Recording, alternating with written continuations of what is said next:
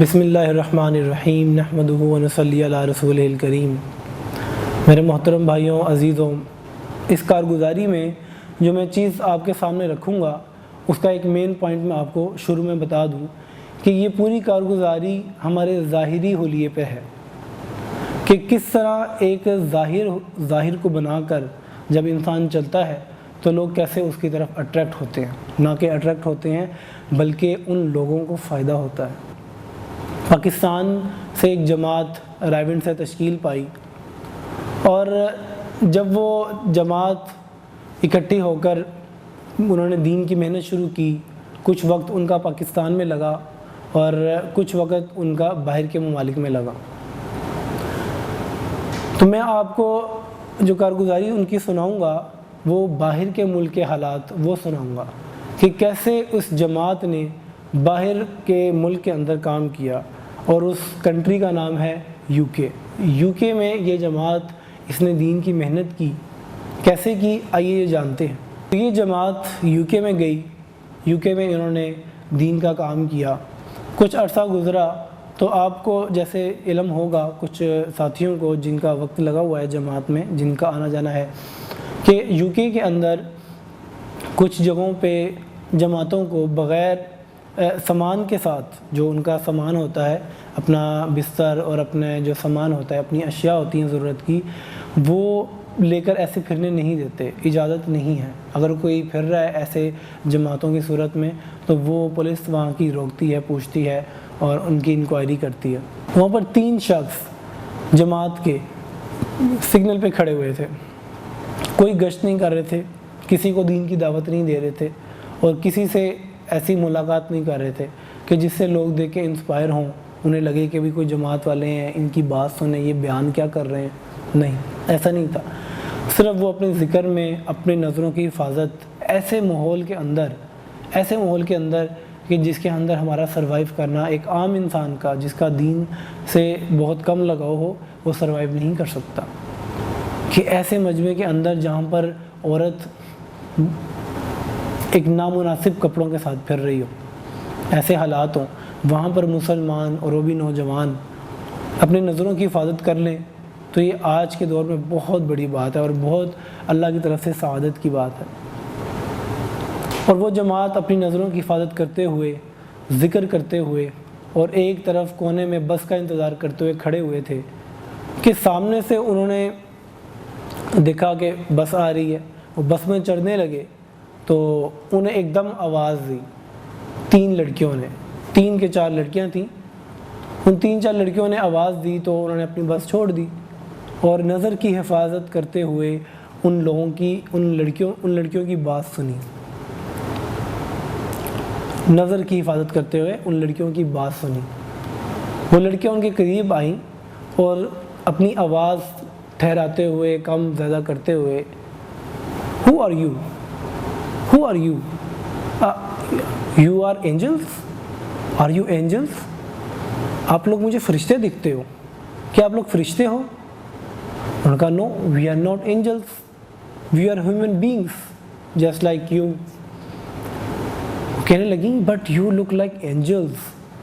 آپ لوگ ہمیں فرشتے نظر آ رہے ہو، آپ لوگوں کا جو یہ لباس ہے، یہ اتنا خوبصورت لباس ہے، یہ آپ نے جو سفید پہنا ہوا ہے، یہ سفید کرتا پہنا ہوا ہے، اس نے ہمیں دور سے کھینچا، ہمارا دل کیا کہ ہم آپ سے آ کے ملیں، ہم آپ سے بات کریں۔ آخر آپ ہیں کون؟ کہاں سے آئے ہیں؟ کون لوگ ہیں؟ تو اس میں سے ایک ساتھی نے اجازت لی اور کہا We are Muslims. We are Muslims. ہم مسلمان ہیں۔ وہ کہنے لگیں کہ مسلمان تو یو کے میں بہت سارے ہیں، تو آپ کون سے مسلمان ہیں اور وہ کون سے مسلمان ہیں؟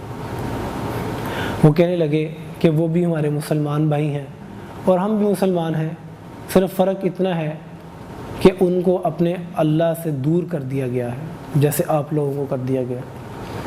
تو اس میں سے ایک، ابھی اتنی بات ہو رہی تھی کہ ایک شخص انہی کی جماعت کا بندہ، انہوں نے اپنے امیر صاحب سے کہا کہ امیر صاحب مجھے لگتا ہے کہ مناسب نہیں ہے کہ ہم ان سے یہاں پر بات کریں۔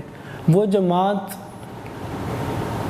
جماعت مستورات کی بھی تھی اور جماعت کے اندر مستورات بھی تھی۔ خوش قسمتی کی ان لڑکیوں کی خوش قسمتی یہ تھی کہ وہ جماعت لڑکیوں کی تھی، عورتوں کی تھی، مستورات کی۔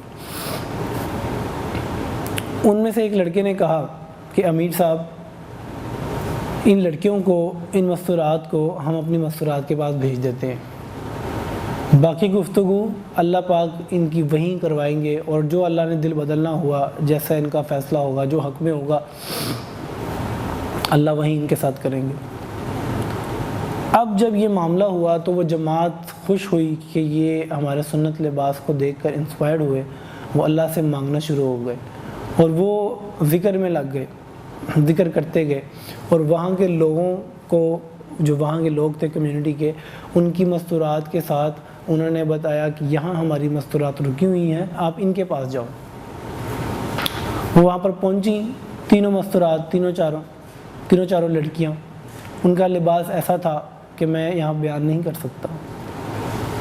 وہ فوراً وہاں پہنچی، اور پہنچنے کے بعد جب انہوں نے دروازہ کھٹکھٹایا، اب دیکھیں کہ ہماری آج کی عورت، پاکستان کی عورت، وہ چار دیواری کے اندر نہیں بلکہ بازار کے اندر، جہاں پر ہر دیکھنے والی آنکھ اس کو ایک ایسی ہوس والی آنکھ سے دیکھ رہی ہے جس کا علم اس عورت کو بھی ہے، لیکن وہ جان کے نادان بنی ہوئی ہے۔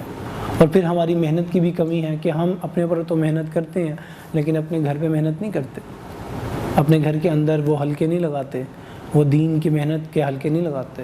اس کا بہت بڑا نقصان ہم اپنی زندگی میں دیکھ رہے ہیں۔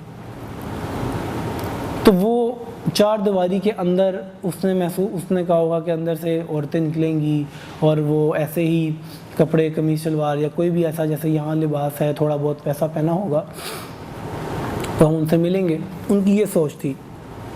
لیکن اس نے دروازہ جب کھٹکھٹایا اور دروازہ کھولا تو آگے سامنے کیا دیکھتی ہے؟ وہ سامنے دیکھتی ہے وہ تینوں لڑکیاں، جب دروازہ کھلا ہے وہ تینوں لڑکیاں، چاروں لڑکیاں ایک دوسرے کا منہ دیکھ رہی ہیں، اور جہاں وہ سانس لے رہے تھے ان کی سانسیں وہیں تھم گئیں۔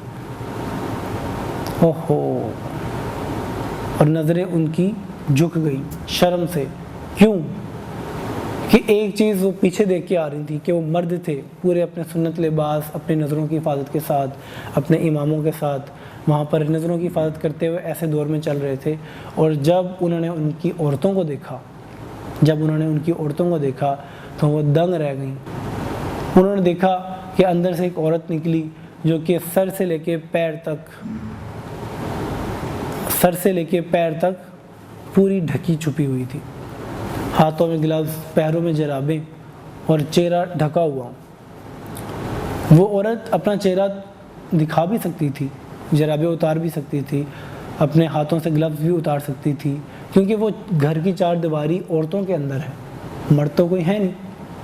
لیکن کیا ایسی چیز جو وہ گھر عورتوں کے اندر بھی، چار دیواری کے اندر بھی، وہ اپنے آپ کو ظاہر نہیں کر رہی؟ اس چیز کو دیکھ کر وہ تینوں چاروں لڑکیاں پھوٹ کر رونا شروع ہو گئیں۔ ہائے ہماری قسمت، ہائے ہماری زندگی، کہ یہ وہ عورت ہے جس کو اتنی عزت ہے، مقام ہے۔ انہوں نے پوچھا کہ اتنی عزت، اتنا مقام، یہ کیوں؟ انہوں نے کہا یہ دین ہے، اس دین نے ہمیں یہ سکھایا ہے۔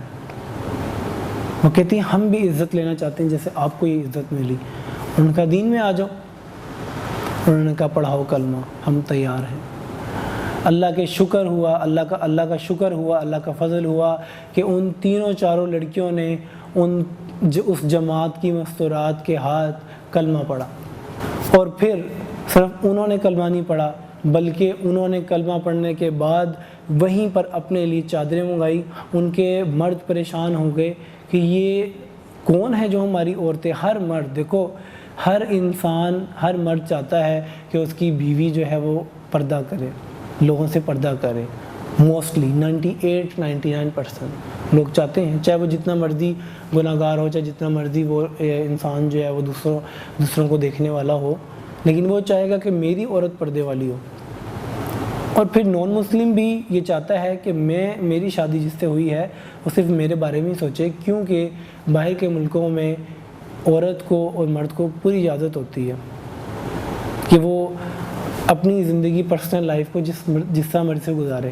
جب ان کے مردوں نے یہ سنا کہ ہماری بیویاں کہہ رہی ہیں ہمارے لیے چادر لے کے آؤ، ہمارے لیے جو ہے وہ عزت کی چادر لے کے آؤ، تو ہم پریشان رہ گئے کہ کون لوگ ان کو مل گئے۔ جب دیکھا اس پتے پہ پہنچے تو پتہ لگا کہ تبلیغی جماعت کے لوگ انہیں ملے ہیں اور وہ اتنے امپریس ہوئے ہیں۔ پھر ان کی بیویوں نے جو UK کی لڑکیاں تھیں انہوں نے ان کی ملاقات کروائی ان جماعت کی عورتوں کے مردوں سے، ان کے مرد ان مردوں سے انسپائر ہوئے، ان کی عورتیں ہماری عورتوں سے انسپائر ہوئیں۔ کتنی بڑی! اور پھر ان کے مردوں نے بھی کلمہ پڑھا، ان کی عورتوں نے بھی کلمہ پڑھا، ان کے بچوں نے بھی کلمہ پڑھا۔ ایون کہ میرے سننے میں یہ آیا تھا کہ 45 فیملیز انہوں نے اسلام قبول کیا وقتاً فوقتاً ان کے مدد سے، اور پھر ان کی وہاں پر ایک کمیونٹی بنائی گئی اور وہاں پر آج بہت سارا دین کا کام ہو رہا ہے۔ میرے محترم بھائی دوستوں، اس کارگزاری کے اینڈ میں آپ کو یہی بتانا چاہوں گا، اور بالکل واضح ہے آپ کے سامنے، بتانے کی ضرورت بھی نہیں ہے کہ کس طرح سے ان لوگوں نے اسلام قبول کیا، صرف ظاہر سے۔ تو آپ کے سامنے ہے کہ کیسے ظاہر نے صرف نان مسلم کو کلمے میں مجبور کر دیا۔ تو میری آپ سب سے گزارش ہے، اور میں بھی اللہ پاک سے اس بات پہ دعا کروں گا کہ اللہ پاک مجھے بھی اس پہ استقامت نصیب کرے، اخلاص نصیب کرے۔ تو اسی کے ساتھ آپ سے اجازت چاہوں گا، انشاءاللہ اللہ پاک نے چاہا تو دوبارہ ملاقات ہوگی اور اسی میسیج TV کے پلیٹ فارم سے ہوگی۔